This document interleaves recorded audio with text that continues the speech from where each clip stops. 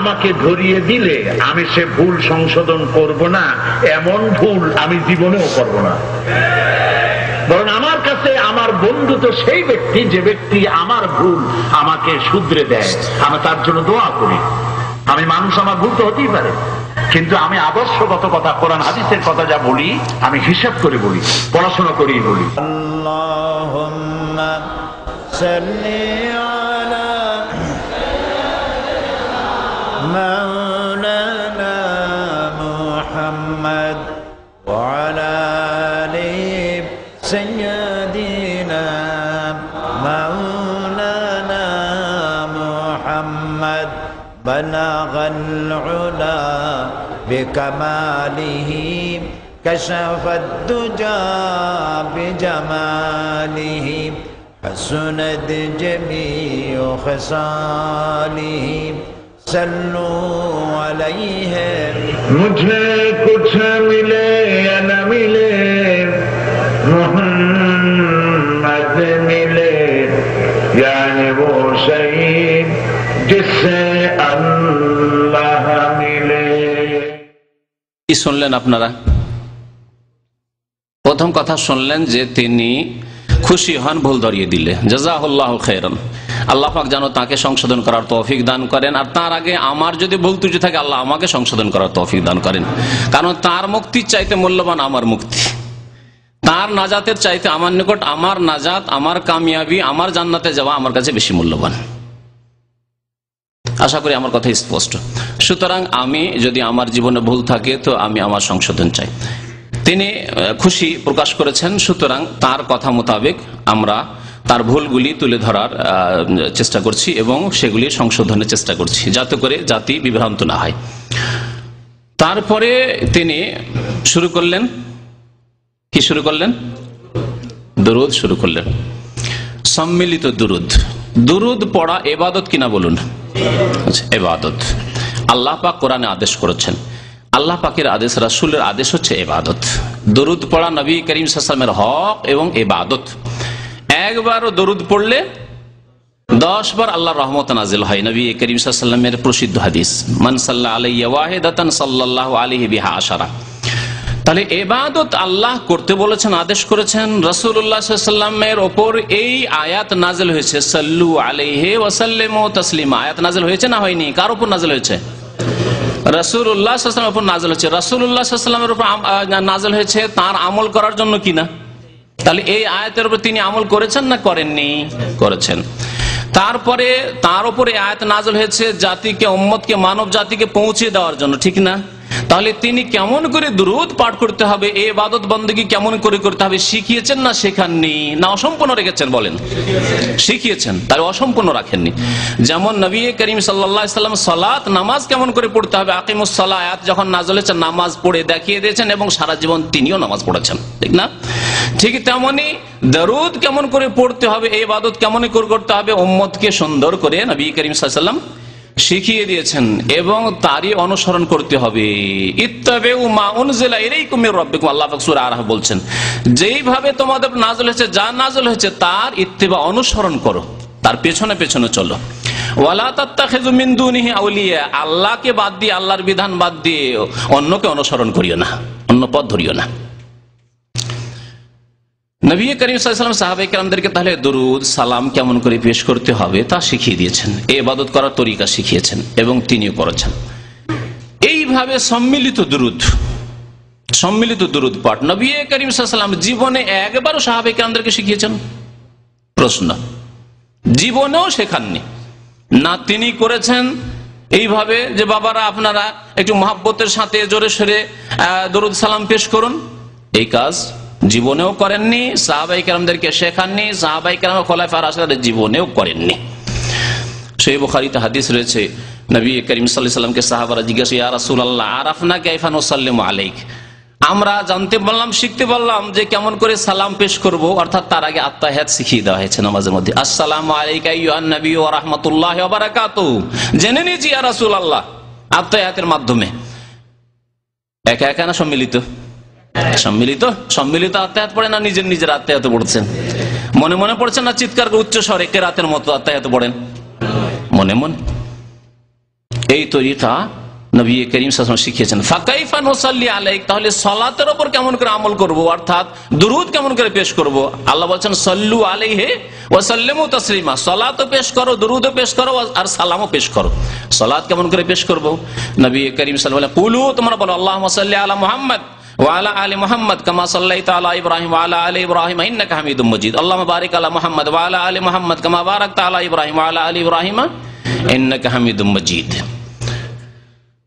আর সাহাবায়ে কেরামদের জামানা থেকে তাবেঈন, মুহাদ্দিসিনে কেরাম যখনই নবী করিম সাল্লাল্লাহু আলাইহি ওয়াসাল্লামের নাম এসেছে তখন তারা বলেছেন, লিখেছেন, প্রত্যেকটি হাদিসের কিতাবে পাবেন কালা রাসূলুল্লাহ সাল্লাল্লাহু আলাইহি ওয়াসাল্লাম, রাসূলুল্লাহ সাল্লাল্লাহু আলাইহি ওয়াসাল্লাম বলেছেন, রাসূলুল্লাহ সাল্লাল্লাহু আলাইহি ওয়াসাল্লাম করেছেন, রাসূলুল্লাহ সাল্লাল্লাহু আলাইহি ওয়াসাল্লামকে দেখেছি, রাআইতু রাসূলুল্লাহ সাল্লাল্লাহু আলাইহি ওয়াসাল্লাম, সামি'তু রাসূলুল্লাহ সাল্লাল্লাহু আলাইহি ওয়াসাল্লাম, আল্লাহর রাসূলের কাছ থেকে শুনেছি সাল্লাল্লাহু আলাইহি ওয়াসাল্লাম, সাল্লাল্লাহু আলাইহি, তার প্রতি সালাত নাজিল হোক, ওয়াসাল্লাম এবং সালাম, শান্তির ধারা বর্ষিত হোক। এই দুইটি তরিকা শেখানো হয়েছে। আর তারপরে যতগুলি দুরুদ রয়েছে, বিদাতীদের কিতাবে দুরুদে তাজ, দুরুদে মাহি, দুরুদে তোনাজ্জিনা, যেমন বিদাতি দুরুদ এবং সেগুলিতে অতিরঞ্জন বাড়াবাড়ি রয়েছে, তেমনি জলসা মাহফিল, ওয়াজ মাহফিলের যে দুরুদ আল্লাহুম্মা সাল্লি আলা সাইয়্যিদিনা, যা শুনলেন, এটি হচ্ছে পাবনা ডিস্ট্রিক্টের মেহরুল্লাহ বলে ইংরেজদের জামানায় এক মুন্সি ছিল, যে মুন্সির তৈরি করা বিদাতি দুরুদ। এই বিদাতি দুরুদ মুন্সির অনুকরণ করে আমাদের দেশের বক্তারা, তার মধ্যে সাইদি সাহেব। আর রাসূলুল্লাহ সাল্লাল্লাহু আলাইহি ওয়াসাল্লামের অনুসরণ ইত্তেবা করার তৌফিক হলো না তাদের, যে বলবো দুরুদ ইব্রাহিমি বক্তব্যের শুরুতেই যদি বলতে হয়, শেষে বলতে হয় আল্লাহুম্মা সাল্লি আলা মুহাম্মদ ওয়া আলা আলি মুহাম্মদ কামা সাল্লাইতা আলা ইব্রাহিম ওয়া আলা আলি ইব্রাহিম ইন্নাকা হামিদুম মাজিদ, কিন্তু সম্মিলিত নাই, সবাই মনে মনে পড়বে এবং বক্তা বক্তব্য করছেন যে আওয়াজে, সে আওয়াজে পড়বেন, কোনো দোষ নেই।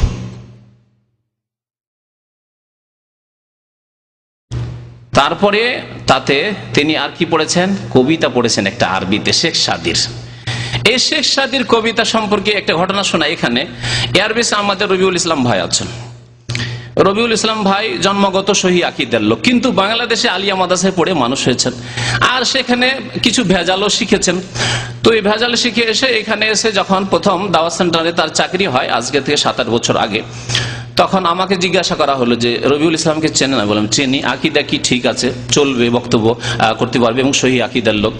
আমার রিকমেন্ডে, মানে সুপারিশে বা মানে তার তাজকিয়াতে তাকে রাখা হইলো, খবর থেকে টেলিফোন আসলো, জানলো তারা, তারপরে তাকে রাখা হইলো।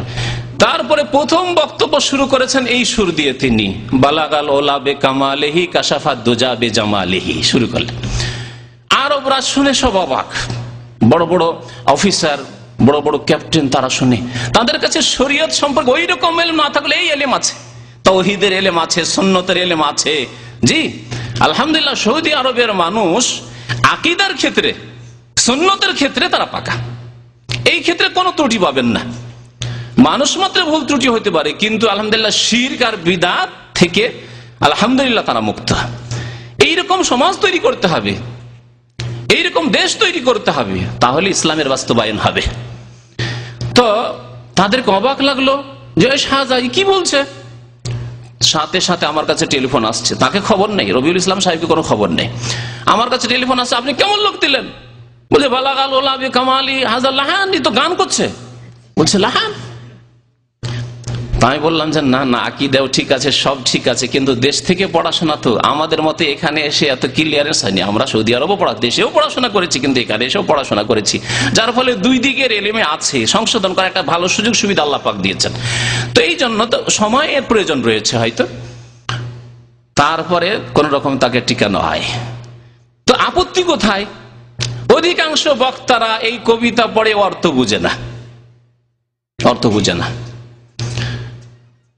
কি বলছেন শেখ সাদি? বালাগাল ওলা বে কামালেহি, বালাগা মানে পৌঁছে গেলেন, ওলা মানে শীর্ষ স্থানে, উচ্চ স্থানে, আলা থেকে ওলা, সব বিসমার বেকাল আল, শীর্ষ স্থানে, উচ্চ স্থানে পৌঁছে গেলেন কে? মুহাম্মদ সাল্লাল্লাহু আলাইহি ওয়াসাল্লাম, বে কামালেহি, তার নিজের কামাল, যোগ্যতা দ্বারা, তার যোগ্যতা দ্বারা। কথা ঠিক না ভুল?